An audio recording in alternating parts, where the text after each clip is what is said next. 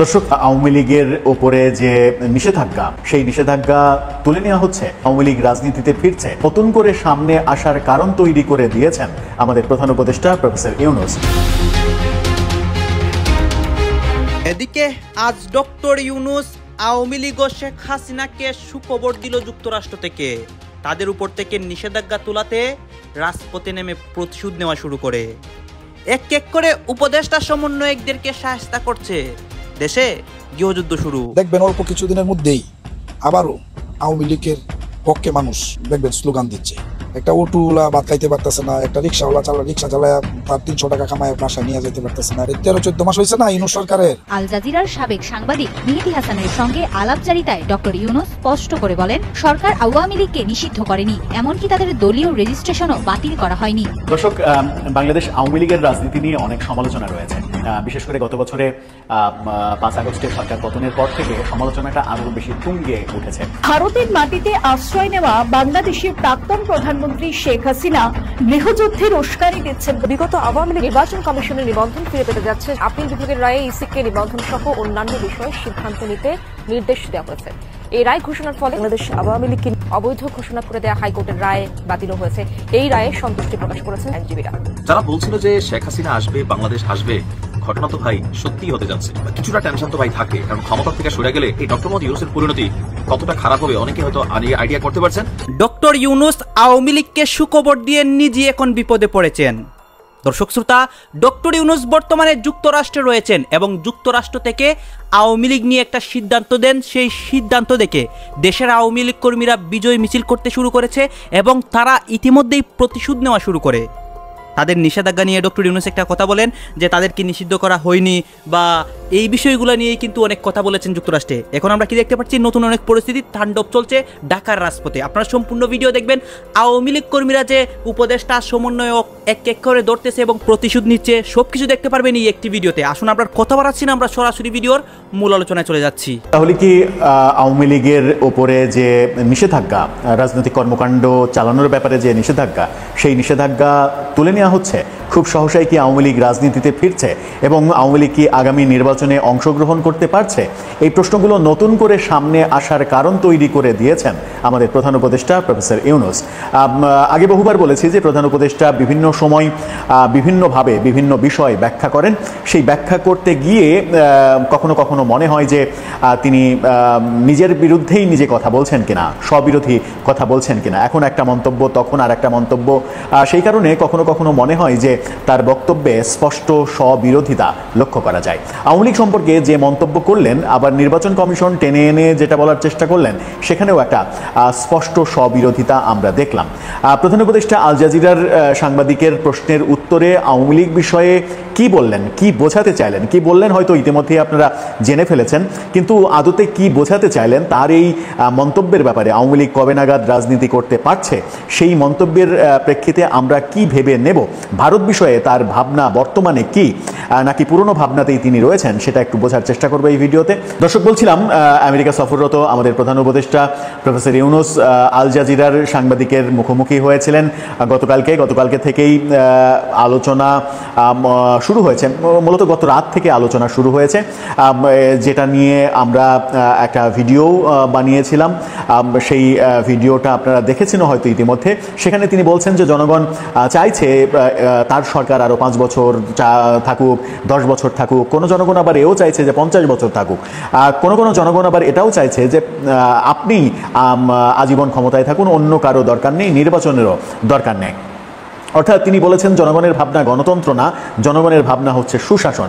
তিনি বোঝানোর চেষ্টা করেছেন যে তার সরকার যেটা চলছে, সেই সরকারের আমলে সুশাসন প্রতিষ্ঠিত হয়েছে, সেই কারণেই জনগণ চাইছে যে এই সরকার আরও 50 বছর ক্ষমতায় থাকুক। এই একই সাংবাদিকের অপর একটা প্রশ্নের উত্তরে সেই প্রসঙ্গটা এসেছে আওয়ামী লীগ প্রসঙ্গ। আওয়ামী লীগের ওপরে যে নিষেধাজ্ঞা জারি করা হয়েছে, সেই নিষেধাজ্ঞা নিয়ে তিনি কি ভাবছেন, সেটা যখন জানতে চাওয়া হয় তখনই তিনি সেই চমকপ্রদ মন্তব্যটা করলেন। কি বললেন তিনি, শিরোনামটা দেখে নিতে পারেন এনটিভির। তারা যে কোনো সময় আওয়ামী লীগের কার্যক্রম সচল করা যেতে পারে। অর্থাৎ সরকারের ভাবনার মধ্যে রয়েছে যে কোনো মুহূর্তে আওয়ামী লীগের কার্যক্রমের উপরে যে নিষেধাজ্ঞা, সেই নিষেধাজ্ঞা তুলে নেওয়া হতে পারে। সরকার কি সত্যিই সেটা ভাবছে? সত্যি কি আওয়ামী লীগ খুব সহসা রাজনীতিতে ফিরে আসছে? সত্যি কি আগামী নির্বাচনে আওয়ামী লীগ অংশগ্রহণ করতে পারছে? পরিবেশ কি পাল্টে যাচ্ছে? সেই পরিবেশ পাল্টে যাওয়ার কারণটা কি? আন্তর্জাতিক চাপ নাকি অন্য কিছু? কি বলছেন সেটা শুনলেই কিছুটা হয়তো বোঝা যাবে। তিনি বলেছেন যে আমরা আওয়ামী লীগকে নিষিদ্ধ করিনি, এমনকি তাদের রেজিস্ট্রেশনও স্থগিত করা হয়নি, শুধুমাত্র তাদের কার্যক্রম স্থগিত করা হয়েছে। তিনি বলেছেন যে কার্যক্রম স্থগিত হওয়ায় তারা কোনো রাজনৈতিক কর্মকাণ্ড করতে পারবে না, তারা একটি দল হিসেবে বৈধ, কিন্তু তাদের কার্যক্রম কিছু সময়ের জন্য স্থগিত করা হয়েছে, যে কোনো সময় তাদের কার্যক্রম সচল করা যেতে পারে।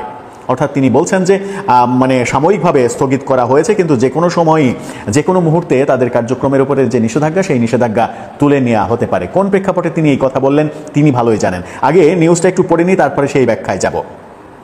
এক প্রশ্নের জবাবে ডক্টর ইউনূস বলেছেন আওয়ামী লীগের নির্বাচনে অংশ নেওয়ার বিষয়টি নির্বাচন কমিশন ব্যাখ্যা দিতে পারবে।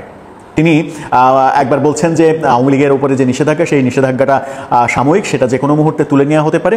আবার বলছেন নির্বাচনে অংশগ্রহণ করতে পারবে কি পারবে না সেই ব্যাখ্যা নির্বাচন কমিশনের, সেই সিদ্ধান্ত নির্বাচন কমিশনের। তিনি বলছেন তারা বলতে পারবে নির্বাচনে কোন দল অংশগ্রহণ করতে পারবে, কারণ তারা নির্বাচন অনুষ্ঠান করবে, সুতরাং তারাই ভালো বলতে পারবেন। তিনি মজার একটা কথা বলেছেন, সেটা হচ্ছে যে উপস্থাপকের কাছে তিনি বলার চেষ্টা করেছেন যে আওয়ামী লীগের লাখ লাখ সমর্থক আছে, এটা আমি মানি না। উপস্থাপক যখন তাকে জিজ্ঞাসা করেছেন আওয়ামী লীগের তো লক্ষ লক্ষ সমর্থক রয়েছে, যদিও লক্ষ লক্ষ সমর্থকের জায়গায় কোটি কোটি সমর্থক, এই দাবিটা আওয়ামী লীগের পক্ষ থেকে করা হয় এবং এই দাবির বাস্তবতাও আমরা দেখি। যদি দেশের এই মুহূর্তে আওয়ামী লীগের জনপ্রিয়তা যদি তলানিতে ভাবা হয়, তাও যদি মানে সবকিছু মাইনাস করেও ভাবা যায়, তাহলে অন্তত 20% মানুষ তো আওয়ামী লীগকে সাপোর্ট করে, সেই হিসেবে কোটি সংখ্যা তো আসবে। কিন্তু প্রধান উপদেষ্টা বলছেন যে আওয়ামী লীগের লাখ লাখ সমর্থক আছে, এটা আমি মানি না, তবে তাদের সমর্থক আছে। এই কথায় কি দাঁড়ালো? যে আওয়ামী লীগের সমর্থক লাখের ঘরে নেই, 1 লাখও নেই, আওয়ামী লীগের সমর্থক হাজারের ঘরে, অর্থাৎ হাজার হাজার, সেটা 99,999 জন হতে পারে। তিনি স্থির সিদ্ধান্ত জানিয়ে দিলেন যে আওয়ামী লীগের সমর্থক লাখের ঘরে নেই, অর্থাৎ এই মুহূর্তে অল্প কিছুদিনের মধ্যেই আবারও আওয়ামী লীগের পক্ষে মানুষ দেখবেন স্লোগান দিচ্ছে। একটা অটোওয়ালা ভাত খাইতে পারতেছে না, একটা রিক্সা চালায় তার 300 টাকা কামায় বাসায় নিয়ে যেতে পারতেছে না। গার্মেন্টসগুলো প্রতি মাস 2, 4, 5টা 10টা করে গার্মেন্টস বন্ধ হচ্ছে। তো এই দেশে আর কিছুদিন যদি চলে, আমাদের এমনিতেই যে দেউলিয়া হয়েছিল জানি কি, ওই যে শ্রীলঙ্কার মতো হয়ে যাচ্ছে আর কি, দেশ হয়ে যাবে। আর বেশি দিন, আর 13-14 মাস হয়েছে না ইউনূস সরকারের। সুষ্ঠু স্বাভাবিকভাবে যদি নির্বাচন হয় বাংলাদেশে, নৌকা আপনার বিপুল ভোটে জয়যুক্ত হবে। এই সরকারের আমলে কি নির্বাচন সুষ্ঠু হবে? এই সরকারের আমলে তো প্রশাসন সাধারণ মানুষের কাছে জিম্মি, অর্থাৎ 2-1টা দলের কাছে জিম্মি। বর্তমান সরকার তো জিম্মেই অন্য বাহিরে দায়বদ্ধতা হিসাবে উনি আসছেন সরকারগিরি করার জন্য। আর হলো প্রশাসন, যারা নাকি নির্বাচন পরিচালনা করবে, পুলিশ, সেনাবাহিনী বা ওই যে বিভিন্ন যে আরও আছে ইউনু, ডিসি, এরা তো হলো জামাতের কাছে জিম্মি, বিএনপির কাছে এরা হলো জিম্মি। সত্য কথা কইলেও ফেসিসের সরকারের লোক, তখন ওসি আর এসপি লিগেলেও আগায় না। সাধারণ মানুষের তো বিপদ। নির্বাচন এটা একটা অনেক বড় মহৎ বিষয়, জাতীয় নির্বাচন। এটা বাংলাদেশের নির্বাচনের পূর্বেও ইতিহাস আছে। এই সরকারের আমলে নির্বাচন সুষ্ঠু হওয়ার কোনো মানে নাই। তাছাড়া নির্বাচন একতরফা নির্বাচন হবে, এটা সুষ্ঠু হইলেই কি আর অসুষ্ঠু হইলেই কি? এটা তো আপনার ওই যে গ্রহণযোগ্য নির্বাচন হবে না। এটা হলো ওদের মতে করে যা পারে তা করব, অর্থাৎ সরকার গঠন করব। এই সরকার অবৈধতা হবে না, আর প্রশাসন আপনার এখনো তো সংস্কারই হয় নাই। আমি সাধারণ মানুষ হিসেবে বলতেছি, দেশে যে শেখ হাসিনার আমলে বা বিগত আওয়ামী লীগের আমলে যে ধরনের মানুষ যেভাবে দেশটা আগায় গেছিল, বিভিন্ন বাংলাদেশের যে উন্নয়ন, এটা তো আরও 15 বছরেও এটা মানে হবে না। ওই 15 বছর কেউ সরকারের দায়িত্ব থাকলেও পিছায় গেছে যে 15 বছর দেশ, এটা আসবে না। তো এই সরকারের আমলে কিসের সুষ্ঠু নির্বাচন হবে? আমেরিকা যার বন্ধু হবে তার শত্রু লাগবে না। যেমন তেমনভাবে ক্ষমতায় যাওয়া বা কারোর সঙ্গে আমার দেশের স্বার্থ বেঁচে বা মানবতার কম্প্রোমাইজ করে ক্ষমতায় যেতে হবে, ওই চিন্তা আমি কখনো করি না। আসলে এদের মানবাধিকারের ডেফিনিশনটা কি সেটাই এখন আমরা বুঝলাম না। ডক্টর মোহাম্মদ ইউনূসের উদ্দেশ্যে এখান থেকে আমরা আওয়াজ তুলছি যে যতক্ষণ অব্দি পার্বত্য চট্টগ্রাম ভারতের অন্তর্ভুক্ত না হয় ততক্ষণ অব্দি সেনাবাহিনী পার্বত্য অঞ্চল থেকে প্রত্যাহার করতে হবে। পাহাড়ে আগুন ধরে, পাহাড়ে ধর্ষিতা হয় পাহাড়ি নারী এবং তারপর খুন হয় পাহাড়িরাই। স্বাধীনতার পর থেকেই চলছে এসব। বাংলাদেশের পার্বত্য চট্টগ্রাম যেন এক টুকরো গাজা কিংবা বেলুচিস্তান। কিন্তু এই মুহূর্তে পাহাড়কে ঘিরে শুধু দেশই নয়, আন্তর্জাতিক ষড়যন্ত্র চলছে সমানতালে। আজকে বাংলাদেশের গাজার সঙ্গে আপনাদের পরিচয় করিয়ে দেব, কিংবা কে জানে হয়তো কিছুদিন পরে অন্য কোনো নামেও ডাকা লাগতে পারে আমাদের এই পার্বত্য অঞ্চলকে।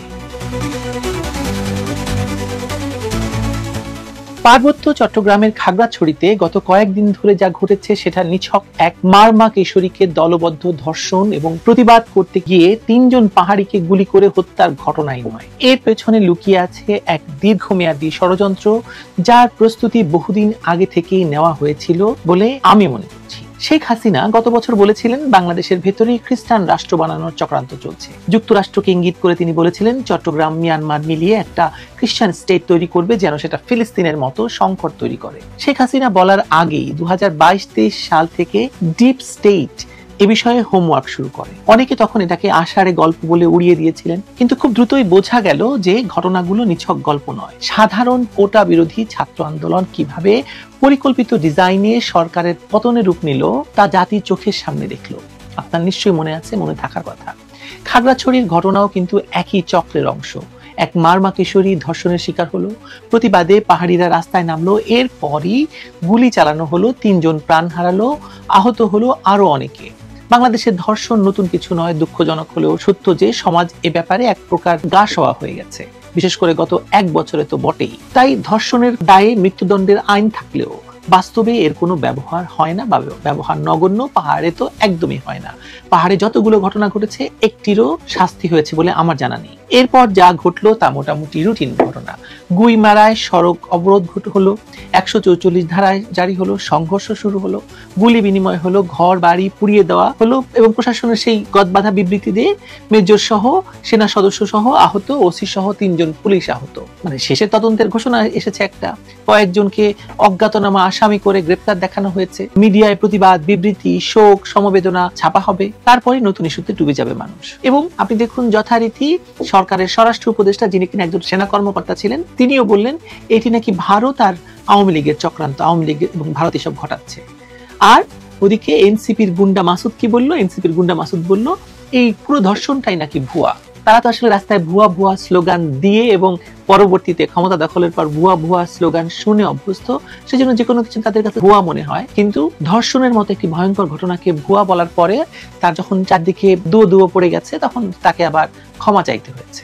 সার্কাস আর কাকে বলে? আচ্ছা আপনি বলুন তো, পাহাড় আর সমতলের মধ্যে পার্থক্য কি কেবল ভূপ্রকৃতিতে, নাকি আরো কিছু আছে? যেমন ধরুন, ধর্ষণ সমতলেও হয়, পাহাড়েও হয়, কিন্তু পাহাড়ে প্রতিবাদ করতে গেলে গুলি চলে কেন, সমতলে কেন চলে না? সমতল বলতে ধরুন ঢাকা, নারায়ণগঞ্জ, ফরিদপুর, এসব জায়গায় পুলিশের সামনে কিভাবে সেটেলাররা, পাহাড়ে যারা সেটেল করেছে, জিয়াউর রহমান যাদেরকে নিয়ে গিয়েছিলেন, সেই সেটেলাররা পাহাড়িদের ঘরে ঘরে আগুন দিতে পারে। কেন সেটেলাররা পাহাড়ি নারীদের ধর্ষণ করলে তার বিচার পাওয়া যায় না, বিচার হয় না? কেন মিডিয়ায় সৈন্য অফিসারদের আহত হওয়ার দিকটাই কেমন হাইলাইট করা হয় বলেন তো? ওদিকে মিডিয়ার চালাকি চিন্তা করুন, তারা চালাকি করে বলে পাহাড়ি বাঙালি সংঘর্ষ চলছে বা হচ্ছে, অথচ এখানে মূলত সেটেলারদের আক্রমণই প্রধান। বাঙালি হিন্দু মুসলিম দাঙ্গা। দর্শক, বাংলাদেশ আওয়ামী লীগের রাজনীতি নিয়ে অনেক সমালোচনা রয়েছে। বিশেষ করে গত বছরে 5 আগস্টে সরকার পতনের পর থেকে সমালোচনাটা আরও বেশি তুঙ্গে উঠেছে। আরও বিশেষ করে আওয়ামী লীগ সরকারের বিগত 15 বছর সবাই আলোচনা করে, কিন্তু আমি বলবো মূলত বিগত 10.5 বছর, মূলত 2014 ইলেকশনের পর থেকে যে আওয়ামী লীগ সরকারকে আমরা দেখেছি, সেই সরকারটা খুবই বিতর্কিত কিছু কর্মকাণ্ড করেছে। 2009 জানুয়ারিতে ক্ষমতায় আসার তারপরে 14 পর্যন্ত ওই সময়টা 14 মানে 13 পর্যন্ত ওই সময়টা বেশ ভালোই গিয়েছিল বলা যায়। অনেক ঝড় গিয়েছে, তারপরেও মোটামুটি খুব বেশি বিতর্ক যে জন্ম দিয়েছে তারা তা মনে হয় না। কিন্তু পরের 10 বছরে অনেক বেশি বিতর্ক, বিশেষ করে 14-র একপাক্ষিক নির্বাচন এবং সর্বশেষ 2024-এর যে নির্বাচনটা, এই নির্বাচনটা যে সব থেকে বেশি ক্ষতি করেছে সেটা এখন আওয়ামী লীগের নেতারা স্বীকার করতে শুরু করেছেন বিভিন্নভাবে, ফর্মালি ইনফর্মালি, যে আমি ডামির এই নির্বাচনটা, এই নাটকটা দলের সব থেকে বেশি ক্ষতি করেছে। সুযোগ থাকা সত্ত্বেও একগুঁয়ে মনোভাবের কারণে বিএনপিকে তারা নির্বাচনে আনতে ব্যর্থ হয়েছে। বিএনপিকে নির্বাচনে তারা আনতে পারতো, সেরকম সুযোগ ছিল, কিন্তু তারা মনে করেছে যে তারা এখন যা করবে সেটাই হালাল হয়ে যাবে। এবং ওই চিরন্তন থিওরি যে তারা মনে করছে যে জনগণ তারা চাচ্ছে এভাবেই চলুক। জনগণকে অবলম্বন করে, জনগণের দোহাই দিয়ে বাংলাদেশের রাজনীতিতে অনেক কিছু হয়, সেটা তো আমরা বিভিন্নভাবে জানি। যেমন গতকালকে আমাদের প্রধান উপদেষ্টা আল জাজিরার সঙ্গে সাক্ষাৎকারে বলেছেন যে জনগণ বলছে আরও 5 বছর, 10 বছর, 50 বছর প্রফেসর ইউনূস সরকার থাকুক। মানে সব কিছুই রাজনীতিবিদরা এবং সরকার জনগণের উপরে চাপিয়ে দিয়ে নিজেদের বৈধতা তৈরি করার চেষ্টা করে। এই উদাহরণ দর্শক আপনারা তো দেখলেন এখানে কি কথা হচ্ছে। অনেকে কিন্তু অনেক কথা বলতেছে, অনেকে আলোচনা করতেছে, অনেকে সমালোচনা করতেছে দেশের বিভিন্ন অবস্থা এবং পরিস্থিতি নিয়ে, বিশেষ করে দেশের রাজনৈতিক পরিস্থিতি নিয়ে কথা হয়, আরও অনেক বিষয় নিয়ে কথা হয়। গাছ এই বিষয়গুলো নিয়ে, মানে এখানে যে আপনাদেরকে বক্তব্যগুলো দেখেছি, এখানে যে আওয়ামী লীগের নিষেধাজ্ঞা তুলে নেওয়া নিয়ে কথা হয় বা আরও অনেক বিষয় নিয়ে সবাই আলোচনা সমালোচনা করে, এগুলো নিয়ে আপনাদের মন্তব্য কি? অবশ্যই আপনারা আপনাদের মন্তব্যটা আমাদের কমেন্ট বক্সে লিখে যাবেন। আর হ্যাঁ, তখন আপনাদেরকে আমরা যা কিছু দেখিয়েছি সব কিছু আমরা সোশ্যাল মিডিয়া থেকে সংগ্রহ করেছি। এখানে আমাদের নিজস্ব কোনো মন্তব্য নেই বা নিজস্ব কোনো সিদ্ধান্ত নেই। সর্বশেষ আপনাদের কাছে আমাদের একটা রিকোয়েস্ট থাকবে, আপনারা আমাদের চ্যানেলে নতুন দর্শক হয়ে থাকলে চ্যানেলটি সাবস্ক্রাইব করবেন এবং পাশে থাকা বেল বাটনটি বাজাবেন, যাতে করে নেক্সট ভিডিওটা সবার আগে আপনাদের কাছে পৌঁছে যায়। ধন্যবাদ।